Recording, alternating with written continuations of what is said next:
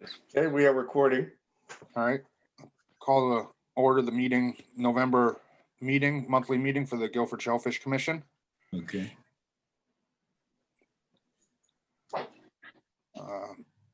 Peter, if you could show the agenda. Yep, hold on 1 second.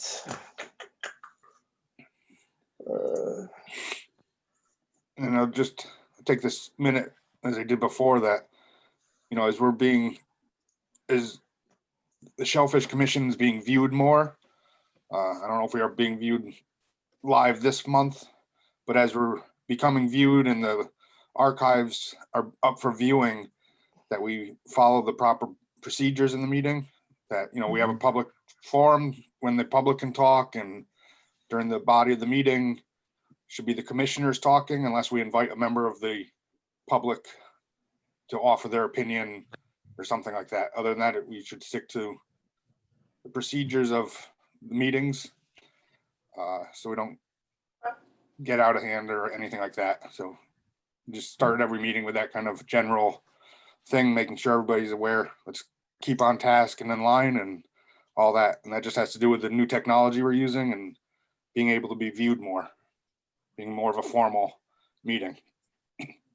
So with that, I will call on the public forum, but I do not believe we have any members of the public here. Okay.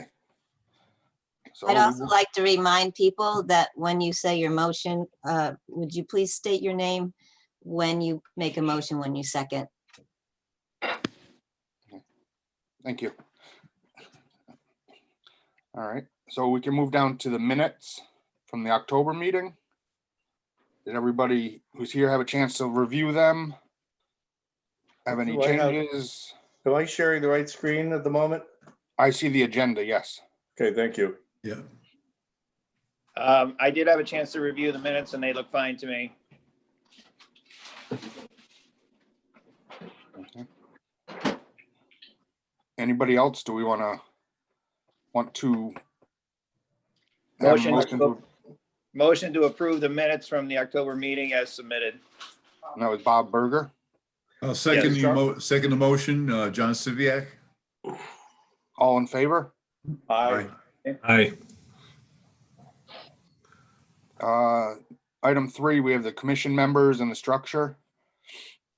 I touched briefly on this in the October meeting. Basically, there's questions about who's in what party seat and all that got straightened out. So I'm joyfully able to stay on the commission. And Mike Bowen, who's supposed to be joining, He's here. I think I saw him. Yeah, he's here. Oh, I didn't see him. I'm here, Ed. All right. Well, then I'd like to welcome Mike as an official member, or what is it, auxiliary member or alternate of the commission. So welcome, Mike. Thanks, Ed. Glad to be on board and Mike, good. looking forward to serving. Yep, I know you've been out on a couple. You did some seeding with us and some water samples with Bob, and I think you're a great fit. So congratulations. Yeah, it was great time, and looking forward to it. Great to have you on board, Mike. Yeah, Thanks, glad. Peter. Everyone. So that's item 3 that was just that. One question I do have, it's Peter Charlotte, before we proceed. Now that, Ed, you are reappointed, do we need to vote on you being the commissioner of the Shellfish Commission? Is that a vote that's required? I don't believe so. I never got a straight answer.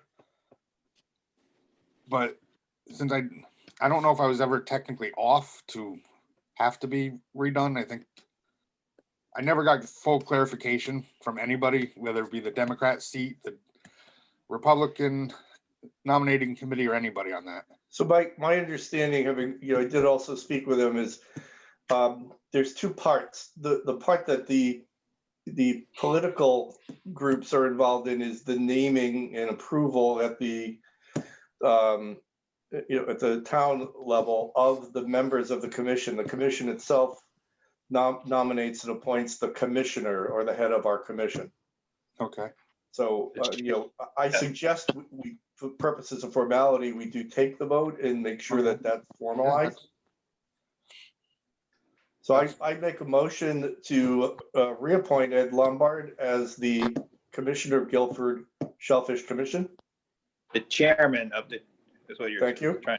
the chairman of the Guilford Shellfish Commission. That's like a promotion. I second the motion for Ed to be chairman of the Guilford Shellfish Commission. Bob Berger. All in favor? All right. Aye. Aye. Aye. Congratulations, Ed. Thanks. Thanks for your I think continued maybe- good work, Ed. All right. So I think we got formalities done on that. Agreed. Now we can move to commercial activity. And Peter and I did not meet to get the invoices prepped, but I will look at the spreadsheet and get that to him. We've looked at it together in the past. I don't know if we want to sit next to each other. No offense to you, Peter. With all this distancing and this respiking thing, it's None taken, Ed. a little craziness going on, but maybe if I kind of work it up like I did last year and then have you review it. Yeah, or we can get on a call together, whatever is Okay, most yeah. convenient for you. Okay. So we will have that ready and prepped for approval at the December meeting. Does that sound like a good goal? Yeah. Yep. Okay. On another commercial activity,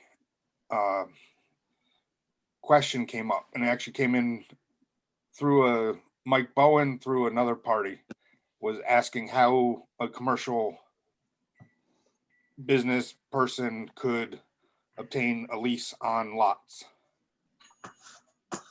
It just came in a day or two ago. I hadn't responded to Mike, but it did come in. It's from a young Guilford resident who's looking to get into the industry, has great interest in the industry. So I was going to follow up and basically say we have a way that they go out and they designate what areas they would want as a commercial bed, as long as nobody else has it commercially. They give us the coordinates, we can figure out the actual lot acreage. And they would do that by presenting at a meeting. And our RFP process has some thing in there where we want to see kind of their business plan, make sure there's not just somebody saying they want to lease something and they never show up, or they pay for a year and don't show up and it's in a 5-year contract. We just want some sort of sense of stability of the business plan, and then explain to them that the process is then that we have to notify the public of the intentions of them to lease it and open up for a public comment thing, and then we would vote at a subsequent meeting to approve a lease to that person. So that's basically what I'm going to tell them. Does anybody have any problems with that, or? No, Ed, and obviously it's Mike Bowen. The request had come to me and I knew no way of how to proceed. So that's why I had asked that to you, and certainly knew we would most likely talk about it at this meeting, but Right. it's, so the commercial lot wouldn't be any of the public locations where we've seeded or we've stocked, correct? Right, so there's a GIS system where they can go in and they can see where we have recreational lots, where there's commercial lots that are already leased, where there's kelp farms, which are over a shellfish bed, which are leased from the state, and the shellfish bed underneath has not been leased, and a bunch of different scenarios, but basically it can also be used to plot out and then map out a bed if they desire some grounds. We would actually end up installing that onto the GIS system so that their lot would be visible. You know, Would they be responsible for stocking that? Yes, they are. And maintaining it and all of that? Yep, they do. They do everything.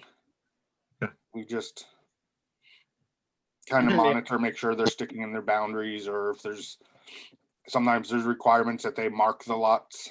So we might, just make sure they're follow up with them that's properly marked and that kind of thing. But we don't do any stocking up for them. We don't do any maintenance or anything like that. And Yeah, who they're- would present the, this information to them? Would it be you, Ed? Or we allow them to come at a meeting and make their case? I would probably, I could sit with you and Jack, and I know them. I know them pretty well. I could sit with him and explain it, and also the Board of Aquaculture, because they're the ones that are going to license them, and they're going to have to inspect the boat on an annual basis to make sure proper cleaning supplies are there and it's sanitary, and they might do some swabs of different parts of the boat, make sure it's sanitary. And so they lease the grounds from us, but they have to get licensed and certified from the state on who they sell them from and all that. So it's the multi-agency thing Jack will have to be working with, and I have no problem sitting and helping them work through it and all that. And putting them in contact. I'd love to sit with you if I can, just to, educate myself on, sit back and be a bystander and listen. Okay. Yeah. A lot of this falls under like the Shellfish Management Plan, where there's a line of demarcation between state and town, even though technically it's state waters. But with this management plan with the Board of Aquaculture, the town has jurisdiction and can lease those out. And depending what kind of shellfish, whether it's a deep water clam lot or an oyster lot, there's also different prices per acre. But I can sit down and outline all that with the person. So it might be worth bringing up in the subcommittee on website, Ed, that if we don't have this information on our website, it might be worth, during this process, creating a document and then put it on the website. Okay. Yeah, we could do that. I'd be happy to be involved in that. Okay. All right. I think that covers commercial. And so we will move to bills and correspondence. Okay. We have for the month of November, CW Shellfish stocking $3,146. Bob Burger stocking $248.24. Aquacultural Research Corp stocking $17,312.50. Alan Brown warning fees $200. Nancy Matsiowski data entry $71. Fred Hill warden's fees $240. Judy Castellano secretarial services $53.25. So total payables for the month of November is $21,270.99.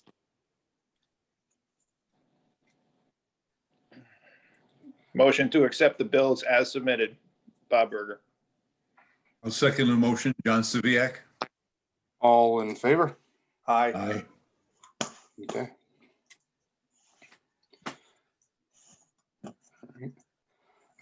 Did we have any other correspondence? I had one item. I received a phone call from a resident on Trolley Road, and they were stating that they had some issues with parking this summer and wanted to bring it up.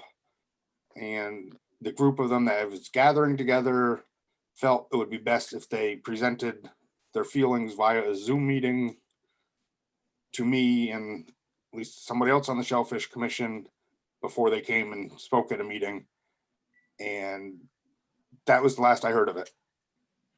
So they haven't followed up. I did a little research on my own. By chance, I walked in to the game warden that has been helping us down at Trolley Road. He helped us last fall when there was a complaint about some maybe possible illegal commercial activity. And I ran into him and said that, that type of subject might come up again. And he felt the state had already put that to bed. I guess the state has already heard from this group, and the state is done what they're going to do down there, and that's it. So that was all we have. It's mostly a parking issue, and that's nothing the Shellfish Commission can handle or should handle in my eyes, but we definitely would hear from the public and their concerns, and if there is any way we can help, we would do that. So if that does come up again, I might look for volunteers to join that meeting, the community meeting with them or whatever. I don't Yeah. think we can have more than 2 people on it. Is that right, Judy? Right, you really should make sure there's no quorum going on, and Right. that basically, it's sort of like having it's not a subcommittee, because a subcommittee you still have to have minutes for as well. But yeah, 1, maybe 2. It's really better just to have 1 person, but if you have 2 people. Okay. Well, that's You good to can know. have 2 people. It's just remind them that when you're there, We'd purely be taking information in. We wouldn't be giving any right. No decisions. no decisions, no anythings kind of thing. So we would just be listening to their concerns and tell them that we've documented them, and we will bring them to the full commission. And this is born out of the sort of the unusual situation we had all summer with the coronavirus, keeping people around and in town. And that there was just bigger than average turnout. And, I know we had talked about it in previous meetings, maybe we should develop some sort of a handout for the wardens to give people to say, here are other areas to go to if Charlie Road is already full. Right. Promoting the other areas. Right. Just, send them to other places instead of having everybody come to Great Harbor. There's 4 or 5 other areas that are stocked and, are perfectly good places to go clamming. But Charlie Road is by far the most popular. So, we could sort of help spread people out a little more and sort of take some of the burden off that neighborhood. That's definitely right. All right. And I don't want to jump the gun, but I think we have other responses too that we can work on. Right. No, absolutely. So we will, if needed, we will work on that in the future until we hear from them again. So we'll go down to, unless any other correspondence. Okay, we will move to the warden's report. We don't have any wardens here, but I will lean on our liaison to the wardens, Mr. Peter Charland, if he's had any correspondence updates with them. Yeah, I had a conversation with Alan Brown early last week. It was somewhat in conjunction to what Ed had referenced with the neighborhood, Trolley Road, Alan being a resident of Trolley Road. He gave me a little bit of background. There's a 2-hour parking limit sign, a couple of them in that area. Those were put up by the town several years ago as residents would have guests parking in those spots, which those parking is town property the town had bought some years ago. And so there was really no parking for recreational access to the water, which is why the town had purchased that parking area. So those towns, the town had actually put those signs up. He did also mention that relative to some of the people on Trolley Road who had raised concerns, there had both been a conversation with Deep that had taken place, but the town had also been involved at some point with one of the residents who had been putting up cones and signs, and town people had visited them and kind of in no uncertain terms said stop doing that. So it has become less of an issue of late. Other than that, I did speak with Alan about our intent as a commission to have more balanced court coverage by the wardens of all of the shellfish areas under our jurisdiction. So if one of our off-season plans would be to meet with first have our own conversation about what sort of balance we want to achieve, and then make a decision about coverage across all of the shellfish beds. we are sort of heavy in, as we know, in Trolley Road and, with less coverage in other areas. All right. That sounds good. I haven't spoken with any of the other wardens.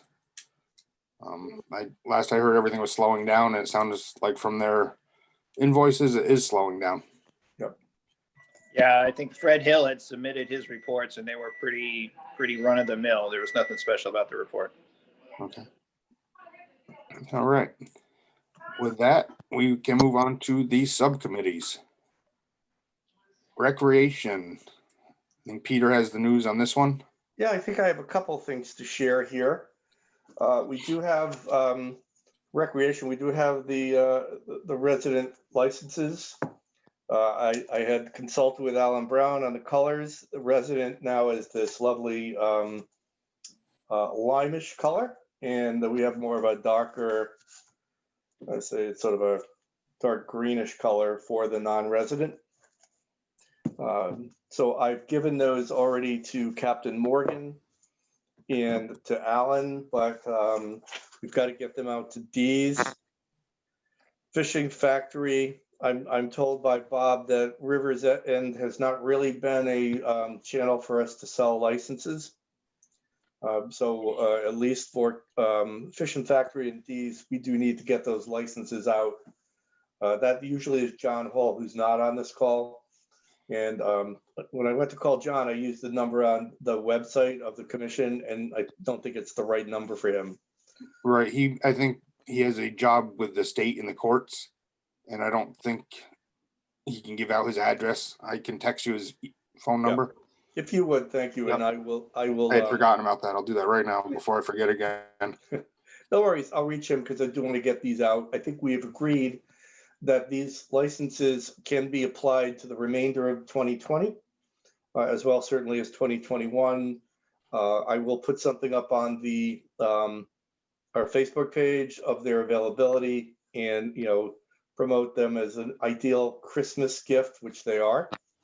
And I will also highlight the fact that the community is taking great interest in being outdoors, that therefore this would be something that worthwhile considering. Town Hall, Ed, you gave me the contact there. I will reach her and bring them over tomorrow. So ideally we get everything out by the weekend. Alan had also asked that we update the website with his number, and he'd be willing to sell them if people wanted, to reach him to come over and pick them up. Any of the other commissioners that want to have licenses reach me. I'm taking this year to help Ed out as much as I can. So I will also track the numbers and who gets what. Peter, when you're at town hall, be sure to make that clear to them that you are the licensed contact person, because otherwise you need to call Ed, or in some cases Goldschmidt. So I'll make a point of that. Related to licenses, so they turned this around pretty well this year. We got them within 2 or 3 weeks of when I placed the order. But the printer we used, Tyco, had come back to me. They've got now a new paper, and they sent me an example. It's a different feel, but they feel that this for our use case will work equally well. They can print these much faster, and they'll be less expensive.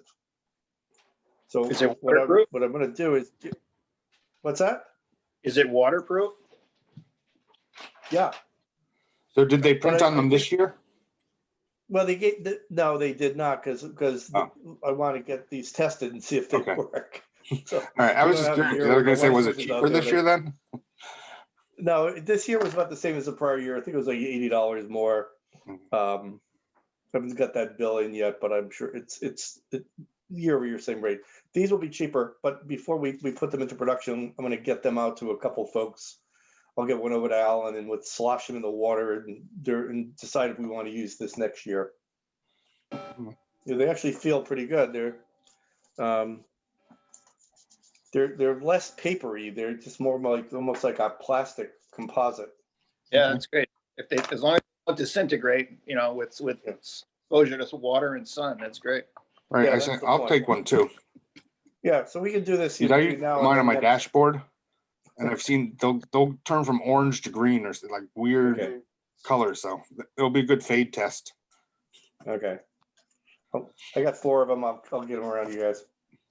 I think that's all I've got. Okay. I just want to I want to look at how I believe Clinton is signed up to do online sales.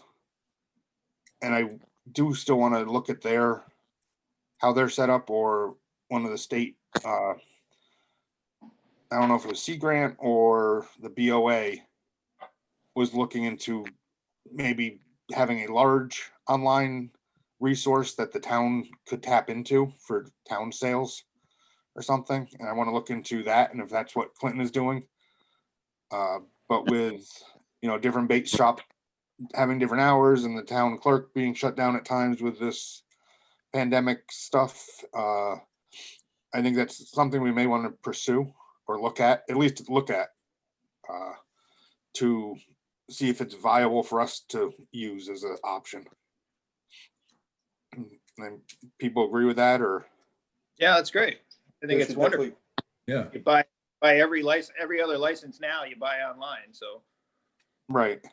And I don't know if it's something where we have to figure out if we need an account, how like monies would be transferred and stuff like that. Right. I Do don't know if we can. The Shellfish guys over there, I can give them a call. I do not. Yeah, I don't know who they are. The main guy is Head Church. His last name is Yeah. Church. Yeah, Ed Church. Head Church. Yeah. Right. All right. John, do you know him?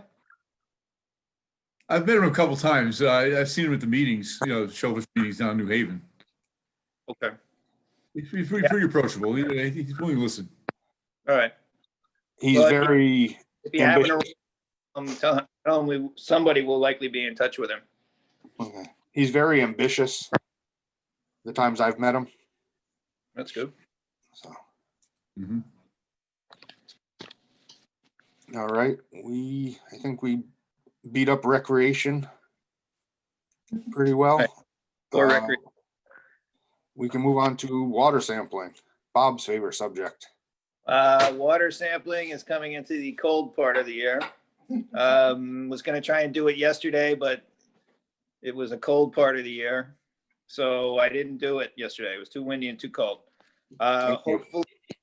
Hopefully we'll go Monday, although the tide is early Monday, like 7:30 or 8 o'clock in the morning. So that may be cold too. I haven't looked that far ahead on the weather, so I don't know what the forecast is like. If that Monday doesn't do it, there's actually one more Monday, like I think the last day of the month, to get in the November open run. And then after that, I think we should pull the boat, call it quits for the year, and start using the fireboat, because it's going to start to get cold, unless we suddenly have like a warm, balmy, stretch of weather, but I doubt it. Yeah, Monday they're predicting northwest winds gusting to 25 to 30. Right. Yeah, so Monday. I don't see temp. It's just a wind forecast I'm looking at. Oh no, it's supposed to be 50 degrees, so not that cold. Yeah, but at 7:30 in the morning and a 20-mile-an-hour breeze, it's going to be chilly. I know. I was being sarcastic, Right. which I'm not supposed to be doing. Well, Right, Judy? it'll be great. As long as you come, it'll be great. It's okay to laugh. I have Okay. to say. You don't have to be so I know. worried about saying anything. And, We're all business now, Judy. We're all business. be relaxed business. This is a family commission. Other commissions are business commissions. Right. That's right. All right.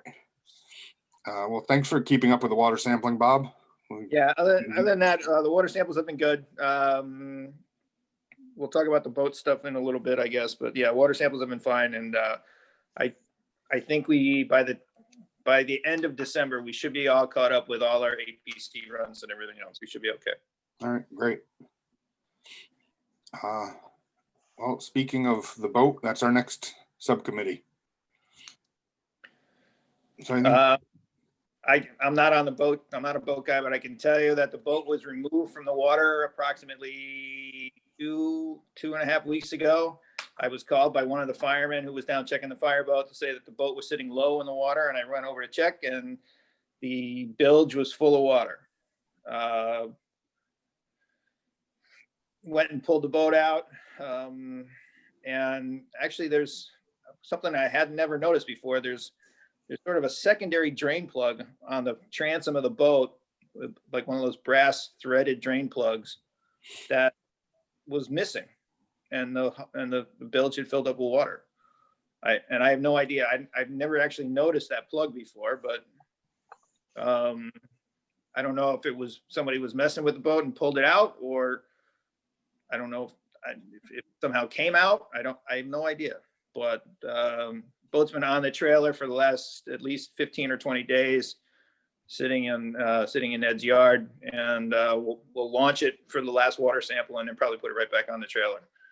I assume it's going to be fine, but this is the second time this summer that we've had water in the bilge, and that's a sealed bilge that has no bilge pump. So we should consider, when the boat goes in for winter service, maybe getting a bilge pump installed.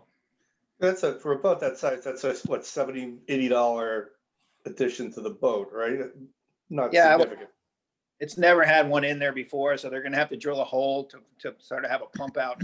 It'll probably be a couple of $100 to get it done, to run, to run the power to it and everything else. But yeah, even still.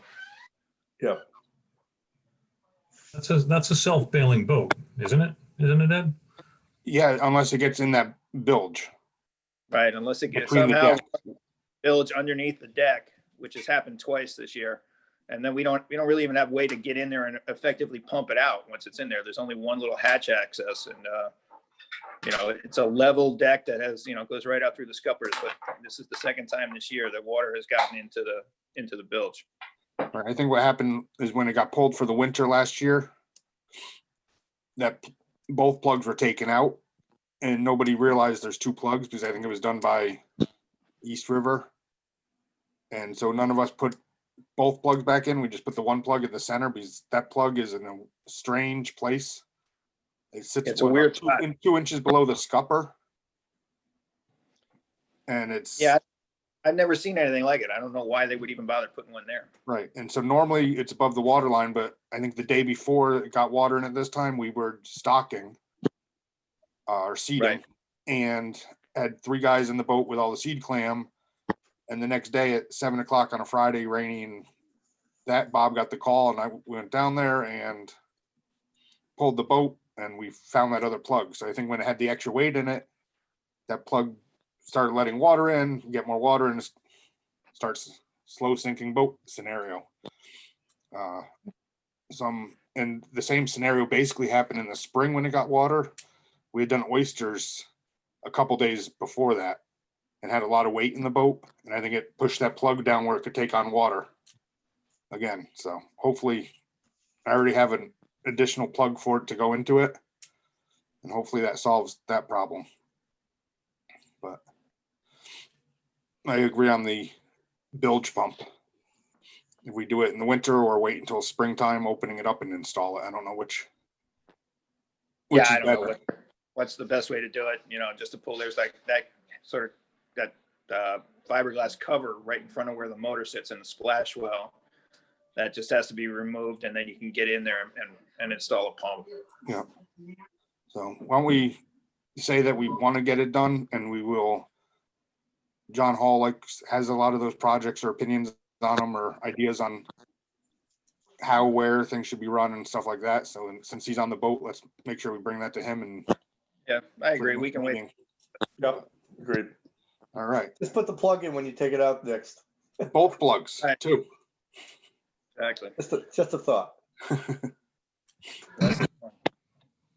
All right. So now I think that's it on the boat. Stocking. Bob coordinated the seeding. I think it was about 450,000 clams. We thought they were they weren't small, tiny ones, and they weren't as good as they were last year. It was about a 50-50 mix. There was actually 60-40. There were 10 of those R12s, which are the 12 millimeters, about ½ inch. And then there was 60% of the R8s, or R9s, which are the 9 millimeters. So there were smaller in size, 60% of them were smaller in size, but more. We had an extra 120,000 seed clamps to put in as a result. And I believe you spoke with them about future. If this is a downward did. trend again, or what's going I on? spoke to the guy, because we have budgeted $20,000 for seeding. Right. And this is the second year in a row that we purchased stuff from them. And we get up there and they only have $17,000 or $18,000 worth of clams, which is, I guess it's okay that we're saving money, but we're not really using our resources completely. And then they also were a little smaller than we had wanted. So I spoke to the guy and assured him that, this is going to be a recurring order, and that, he can sort of bank on the fact that we're going to be there to buy them. And he said that he had a conversation with the farm manager about the exact same topic, and that they were actually planting an additional 2 million seed clams to try and get enough clams for us in the bigger sizes. So they were, instead of just starting clams from spat, they were going to take some of the R8s that were left over from this year and replant them so that we would have enough for next year. So that's as much of a guarantee as I think we're going to be able to get out of these guys. That's good. Thanks for following up with them. And I think I have one other thing on stocking. There was a bill for CW shellfish in there. Yep. That was the second half of the approved $6,000 that we had approved. It came in later, so it spanned kind of 2 meetings versus all in one. But I think we had approved 6,000. And CW kind of goes the other way. They usually come in a little over. If we say 6,000, it's going to be 6,200, 6,100. So it did go over a little bit with the second one. I think $100 or so over the halfway mark. Yeah, I think we had done the first half before the October meeting and the second half after the October meeting. Right. But with this, the extra revenues or extra, since we didn't spend enough on the seed clam up in Massachusetts, there was a little extra, but the stuff from CW looked good. Mhm. And stuff like that. A lot of times in the past, end of the year, it's on the top end of like a little neck size clam, going towards a top neck, maybe towards cherry stone. This stuff actually looked smaller, like sublegal. Like it might need another 6 months or so to grow to be legal, which is, I think, better. I'd rather have a smaller clam to grow than one that's big kind of thing. But so I was happy with the quality coming from there. And the second stocking, I hit all the other harbors that needed doing it. Little Harbor, Shell Beach, Indian Cove, and Chaffinch. It was an even distribution across them. All right, now we can move on to. Just so, as long as we're on stocking, I want to say that I had sort of rounded up 2 volunteers. Pat Abate and Rob Piazzik were the 2 people that were on board to help stock. And in exchange for their effort, I told them we would give them licenses for the 2021 season. So I want to be sure that that's on the record and that we get licenses to those guys. Should we make that a motion of appreciation kind of thing? Yeah, if that's I can make a formal motion to approve that complimentary licenses be given to Rob Piazzik and Pat Abate for their assistance in stocking clams in October 2020. Right. As a way to show our appreciation. As a way to show our appreciation for their diligence and hard work. Second, John Siviak. All right, all in favor? Aye. Aye. Hey, Okay, finance. Okay, so the receivables we have for the month all come from Captain Morgan. We have a check for $3,928, 42 non-res, 7 non-res senior, 17 resident, 8 resident senior. We have another check, we picked up over a 2-month period here. This month was for $3,116, 26 non-res, 7 non-res senior, 33 res, and 7 resident senior. So the receivables are $7,044. Separately, this goes directly into our accounts from the town. I did get some accounting from the town hall for the 4 months of June through September. So the town had delivered $5,251.02. The 2 cents, I'm actually not sure where that came from. But Interest. that's town hall sales for those 4 months. And then we also have recorded now in our accounts, which I'll review in the, the accounts statement further down, the $2,001 payment for the sale of the motor has been processed. It's now in our accounts. And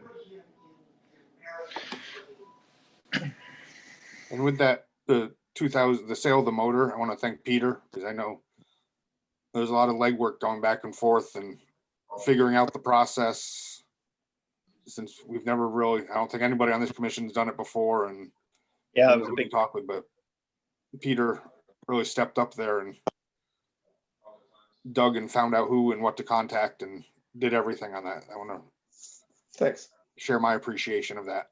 Yeah, thanks. A lot of work. Thank you. My pleasure.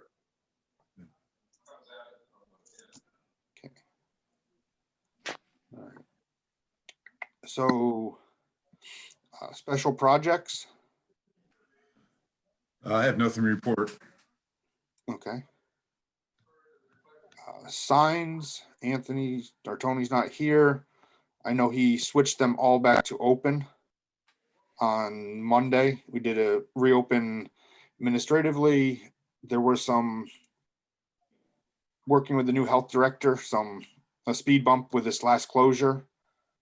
Her closing it kind of got sucked into a chain email that had been about a website not working and wasn't just found as like a closure email, and I missed it, and I don't know, other people weren't on it, so it got missed and we didn't get the signs changed promptly. We are working with Sonia, the new health director, to make sure that this doesn't happen again. So that was it. The hotline was updated, so anybody clamors or anybody could have, if there's any question, that's always the go-to spot, is the hotline. And hopefully we don't have that in the future. Yeah, if you tell her that any closure notifications should be separate and distinct, so that we know exactly what we're talking about and it doesn't get swept under the rug. Right. And the Tony that was included on the email, I think, was a Tony from IT of the town, not our clam commissioner Tony. A different Tony. Yes. Yeah. Multiple tigers. Okay. So now we can move on to the website. I think Peter said he would put a post up that licensors are in to visit your favorite vendor or second favorite vendor if the first one is closed. Yeah, Peter, be sure to take River's End off of there. I'm not sure if they're even on there as a site, because they are no longer a vendor of ours. Yep, will do. I will also, if we brought this up in an earlier meeting that Alan had suggested that he have his name and number as another resource that people could reach. I thought that was very courteous of him. So I'll be looking to do that as well. Okay. Now you're talking about updating these. The vendors are listed on the town website. Yeah. and I think on our Facebook page. I don't know Tracy, that they. what? What I was planning on doing it is once we get, as soon as I know all of these licenses are out, I'm going to do a posting on the, our Facebook page. So Okay. that information is there, and I'll probably make that, you have the ability to make that, so something always the first post. Like a sticky? Yeah. Okay. I I think, also, I don't know if I mentioned, everybody, when I did the reprinting, we do have the town website on our licenses. I added our Facebook page. You know, the URL to our Facebook page is now on our licenses. right, I think that'll help communicate with the public also. Yeah. Yeah. And if you want to get the official town website change, it's Tracy Brinkman. Yep. They can make updates to that. Yeah, I'll talk to Tracy. Okay. All right. Our second, section 7, updates. Land acquisition. Okay, we had a nice presentation by an ex-DEP member.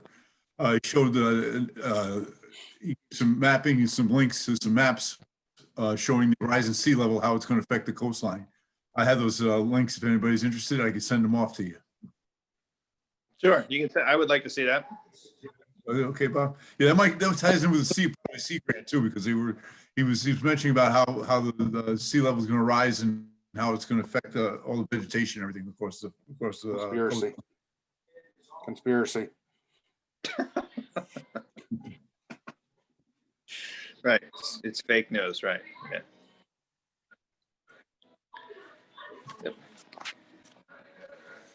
All right. Has there been anything new on Sea Grant? No, nothing to report. Okay. Harbor management, I haven't heard anything from Keith Harvey. I don't know if John has. I haven't heard anything either. Okay. I think Keith's protecting the harbor in Florida. So, docks, moorings, and other potentially impacting projects. Seems that a lot of people in Indian Cove pulled their boats out for the season. Just the floaters on top, that's all. Yeah, and that parking area in Indian Cove is now paved and fully accessible. Oh, nice. Yeah, it's nice. They have, they threw some nice processed stone down. It makes it good. Yeah. All right. So we're on to old business. Review of the Shellfish Management Plan. Again, we're waiting on the state.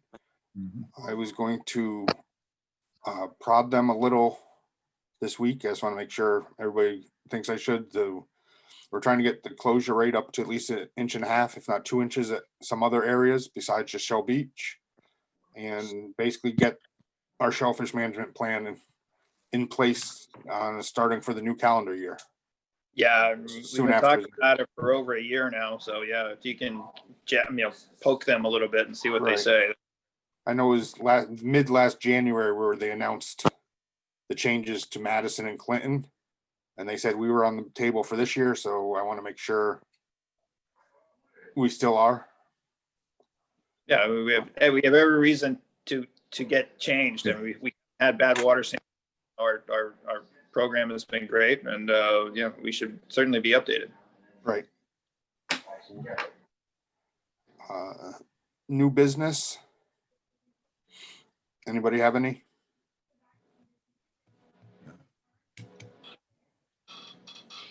Oh, I have one. I don't know if it's related to Shellfish. I mean, it kind of is.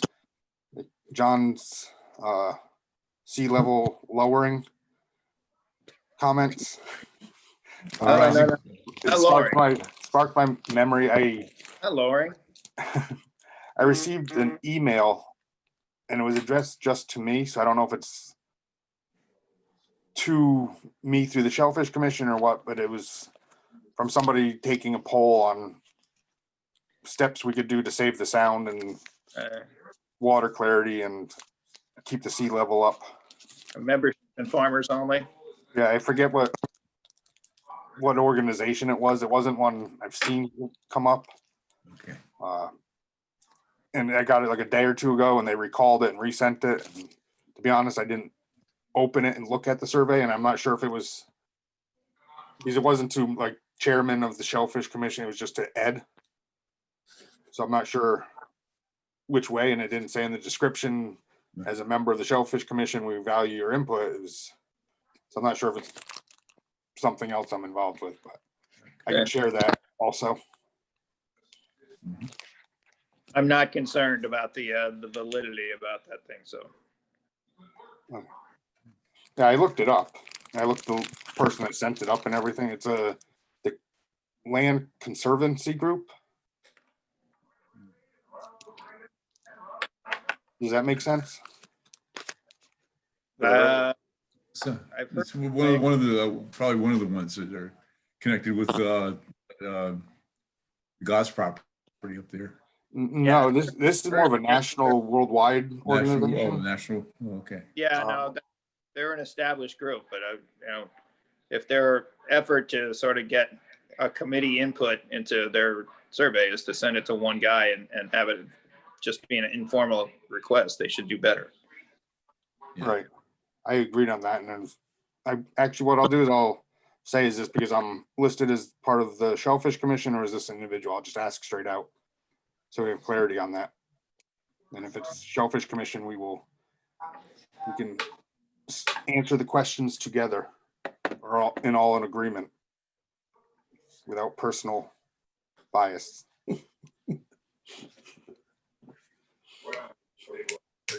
All right. I think that brings us down to everybody's favorite item. Depending how you count, it's number 10 or 11, Item 10, but there's 2 7s. that's right. Still item 10. All right. Anyone? Sure, I make a motion to adjourn the meeting. Second. All in favor? Aye. Aye. All right. Meeting adjourned. All right. Good night, See everybody. you all. Good night, take Night. care. Take Good night, care. folks. Be safe, be healthy.